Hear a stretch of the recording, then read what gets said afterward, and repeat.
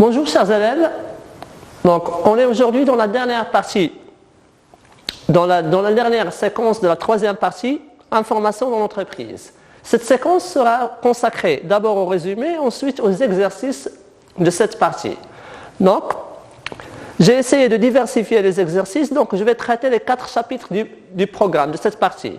D'abord, un petit exercice dans le traitement de l'information, ensuite un deuxième exercice dans la partie recherche de l'information, 2 petits exercices dans la codification de l'information et un exercice final dans la partie collecte et saisie de l'information. Et chaque exercice, bien sûr, sera accompagné d'une petite séquence de rappel. On commence par le premier exercice.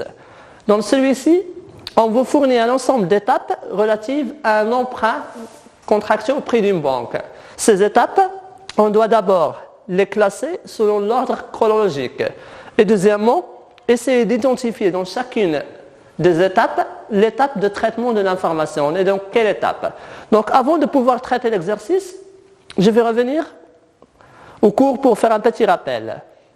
Lorsqu'on s'était intéressé aux étapes de traitement, on avait divisé ces étapes en 5. D'abord, celle de la saisie. La saisie de l'information, c'est la première étape du processus. Il s'agit donc de recevoir et de noter l'information. Celle qui suit, c'est la collecte. Donc il s'agit de regrouper les différents supports d'information utilisés lors de la saisie et de pouvoir bien sûr les regrouper pour préparer le traitement. Troisièmement, le traitement est l'ensemble des changements, l'ensemble des modifications qui sont apportées à l'information avant de la diffuser ou de la communiquer aux différents services. C'est ce qu'on appelle donc la diffusion. L'étape finale, c'est celle du stockage final de l'information. Donc il s'agit de stocker bien sûr l'information dans l'archive de l'entreprise pour bien sûr une utilisation future. Revenons maintenant à l'exercice. Donc on va essayer d'abord de classer ces opérations. Donc une demande de prêt ou bien sûr une commande aussi de biens ou de services. Donc c'est un élément qui passe par plusieurs étapes. La première, c'est celle de la réception de la demande. Donc dans notre cas, la première étape est celle de la demande du prêt, lors de laquelle le client se présente pour la première fois pour demander un prêt. Ensuite, l'entreprise doit commencer, ou la banque plutôt, doit commencer à faire des petites recherches pour savoir est-ce qu'il peut ou non accorder un prêt à cette personne. Donc, il commence par demander au client de remplir certaines fiches d'information, des fiches relatives à sa situation financière, à son salaire, à ses rapports avec la banque, etc. Dans la troisième partie, il va commencer à étudier ces informations pour pouvoir juger. Donc la troisième, c'est celle de l'étude du dossier du client. La quatrième, donc dans la quatrième, il donne son accord. Donc il étudie le dossier, il peut donc confirmer que le client peut prendre un crédit ou peut emprunter de l'argent, donc il donne son accord. Après celle-ci vient celle de la signature du contrat. Donc après l'accord de la banque, il appelle le client pour signer le contrat qui contient bien sûr les différents détails en rapport avec l'emprunt. L'étape suivante, celle de l'information du siège. Donc les petits emprunts ou les emprunts de valeur très petites peuvent être bien sûr accordés par des agences. Mais celles-ci, en fin du processus, doivent informer le siège. Et la dernière étape, c'est le rangement bien sûr des contrats et des fichiers du client. Donc les opérations bien sûr, on va les classer par ordre chronologique. Donc on aura le classement suivant. Donc la première étape du processus, donc on va essayer maintenant de passer à la deuxième étape. Donc on va essayer d'identifier quelles sont les étapes de traitement. Donc on commence par ordre chronologique. La première étape dans laquelle l'entreprise reçoit le client par la première fois et reçoit la demande de prêt. Dans cette étape est donc la saisie, ça veut dire dans laquelle on reçoit et on note l'information. La deuxième consiste à rechercher des informations sur le client, à regrouper ces informations. C'est donc celle de la collecte de l'information. La troisième, donc, il commence à introduire des modifications, à commencer à étudier ou à faire bien sûr un traitement de la demande du client, c'est donc l'opération de traitement. Cette opération, bien sûr, est l'opération la plus longue du processus. Donc, il dure aussi pendant la deuxième, c'est-à-dire pendant l'accord du client, et aussi ça concerne aussi la signature du contrat avec le client. Après la signature, l'entreprise ou la banque plutôt va communiquer cet accord au siège. Il s'agit donc de l'étape de diffusion de l'information. Et la dernière étape concerne donc le rangement du contrat, le rangement des fiches, bien sûr dans les archives de la banque. Il s'agit donc de l'étape de traitement. Deuxième exercice concerne la partie de la recherche d'informations. Donc c'est un exercice par lequel on doit répondre par vrai ou par faux. Première proposition. Les mots-clés permettent une recherche précise d'un document relatif à un thème défini. Dans cette partie, on avait noté que la recherche ou l'accès à l'information peut être de deux manières. Ça peut être un accès par arborescence, ça veut dire qu'il s'agit donc d'ouvrir un premier menu qui vous donne l'accès à un deuxième et ainsi de suite. Donc cette recherche d'information permet d'atteindre l'information de manière directe, tandis que la recherche par mots-clés permet de nous donner un ensemble de références et nous approcher de la réponse. Dans ce cas, la réponse est faux, car la recherche d'information ne nous permet pas d'atteindre, par mots-clés, ne nous permet pas d'atteindre directement l'information, mais il nous donne tout simplement un ensemble de références pour permettre de choisir parmi ces références. Deuxièmement, les banques de données sont avec T, désolé, je m'excuse, donc des services gratuits réservés aux professionnels.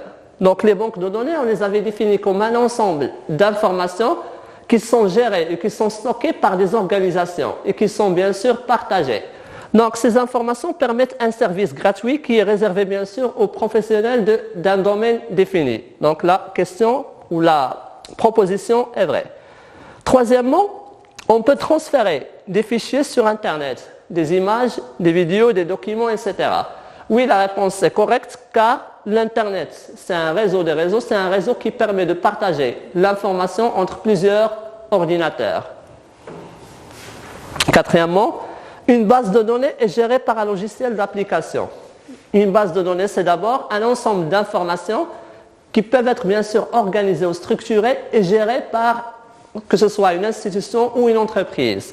Donc cette gestion de l'information suppose l'existence d'un matériel, d'un ordinateur par exemple ou d'un disque dur pour classer cette information.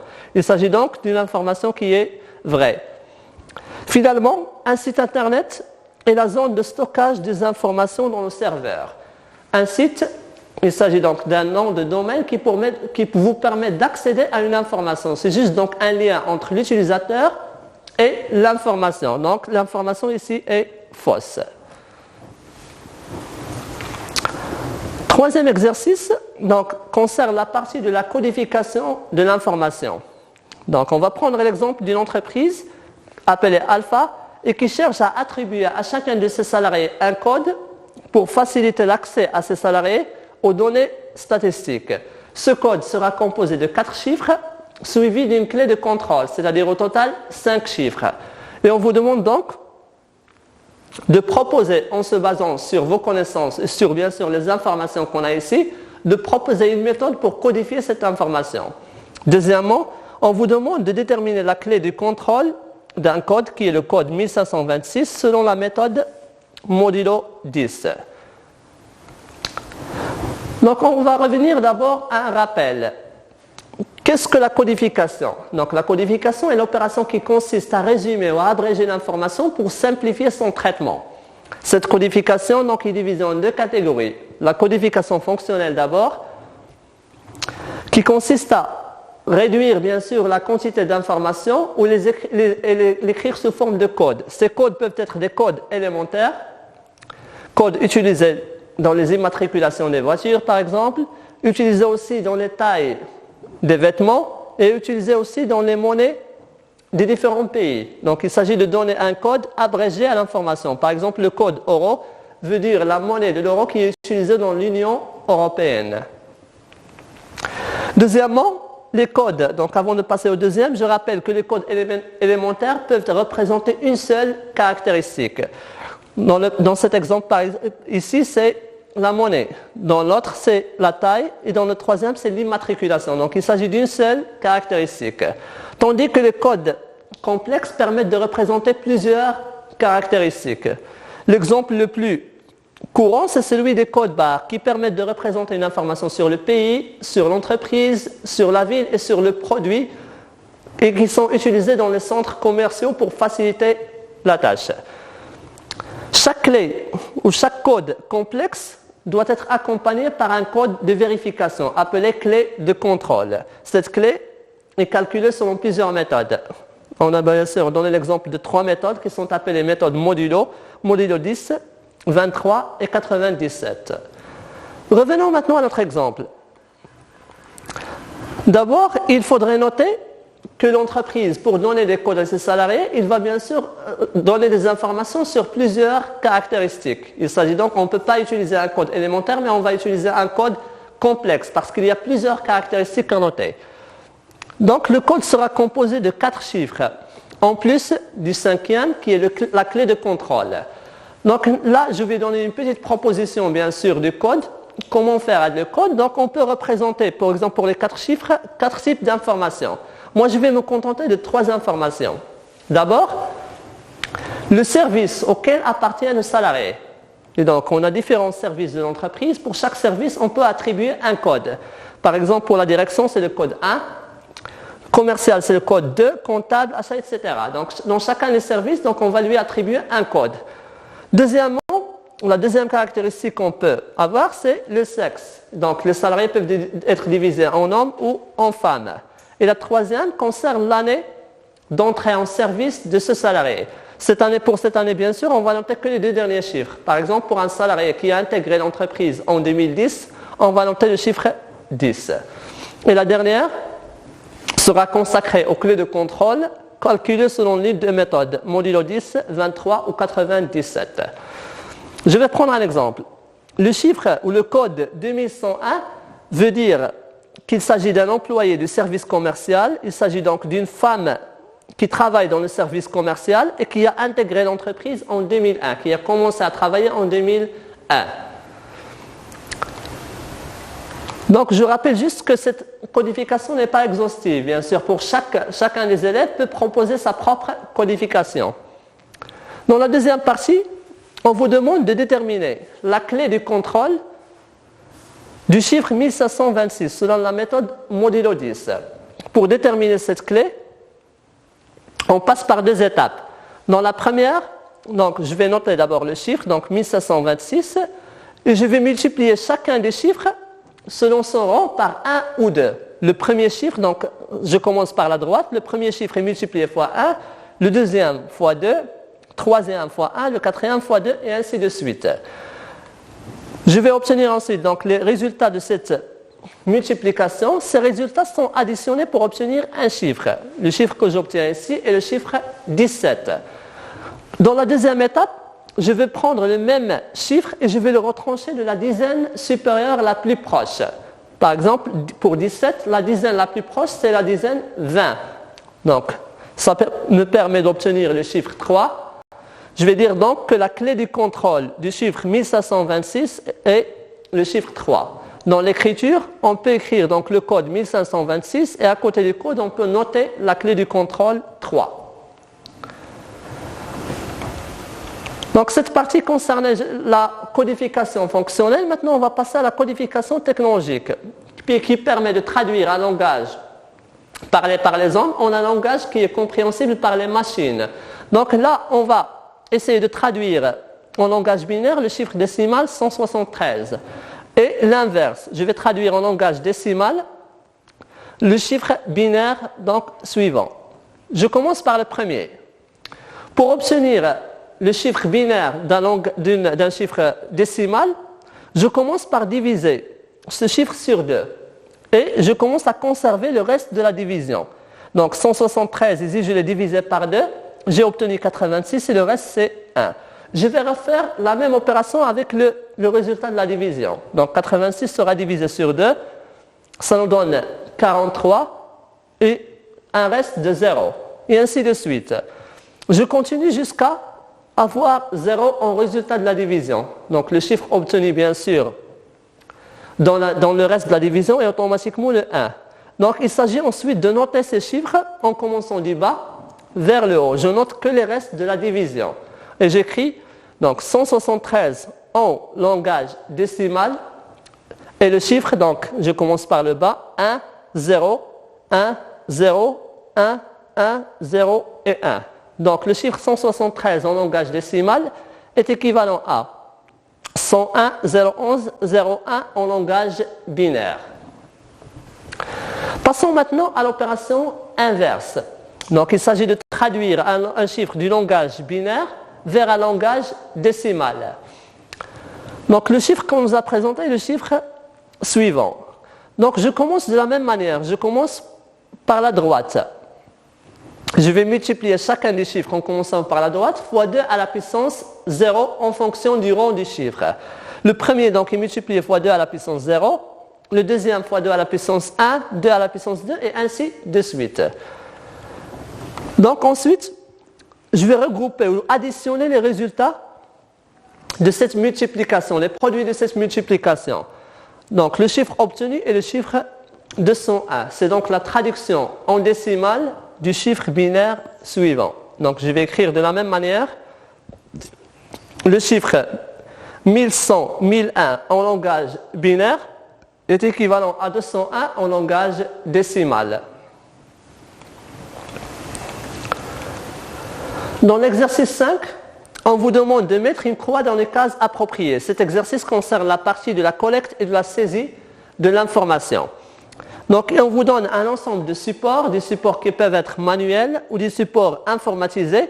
On veut déterminer d'abord la manière ou la méthode de traitement utilisée, est-ce qu'il s'agit de traitement manuel ou automatisé, le type d'informations qui sont notées ou qui peuvent être enregistrées sur ce support, qui peuvent être des informations bien sûr sous forme de chiffres, de texte, d'images ou de son. Et finalement, le type d'accès, qui peut être donc un accès direct ou un accès séquentiel. Avant de répondre à ce tableau ou à cet exercice, on va commencer par un rappel.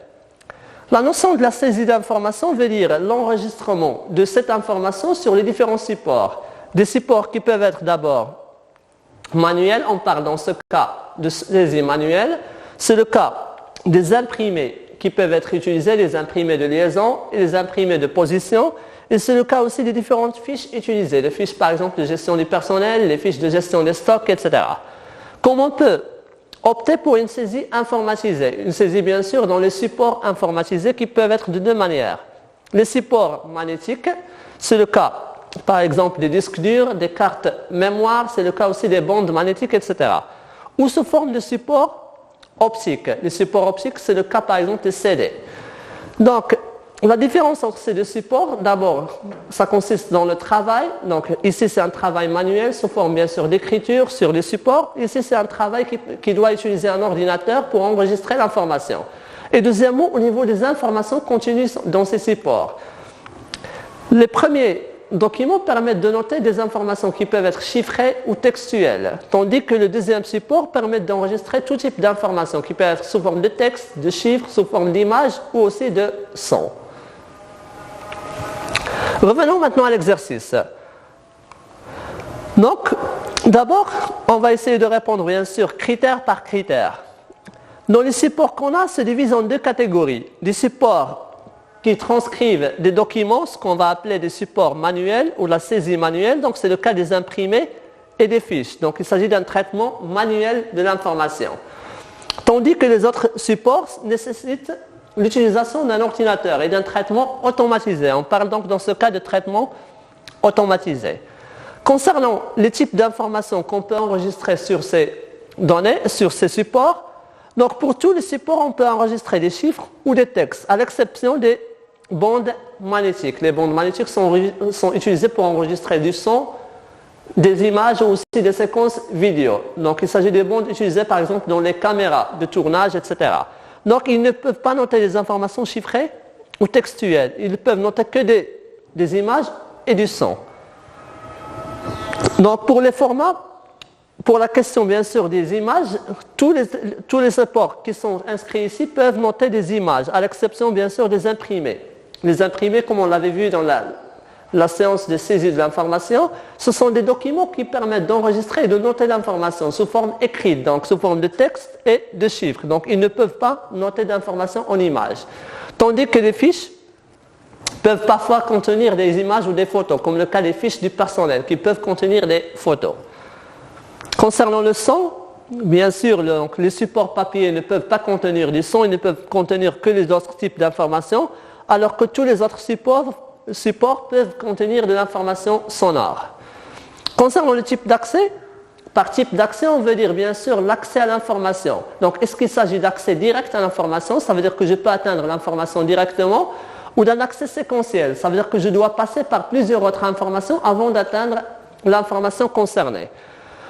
Donc, l'accès est sélectif pour l'ensemble et direct pour l'ensemble des supports, à l'exception des bandes magnétiques. Les bandes magnétiques, bien sûr, ils sont présentées sous une forme séquentielle. Ça veut dire que je ne peux pas atteindre une information sans passer par celle qui la précède. Donc, je rappelle juste avant de terminer qu'on passe, bien sûr, la séance prochaine à une autre partie appelée la qualité totale. Et on commence par le premier chapitre de cette partie. Ce sera bien sûr une petite définition de la notion de qualité. Donc, merci pour votre attention.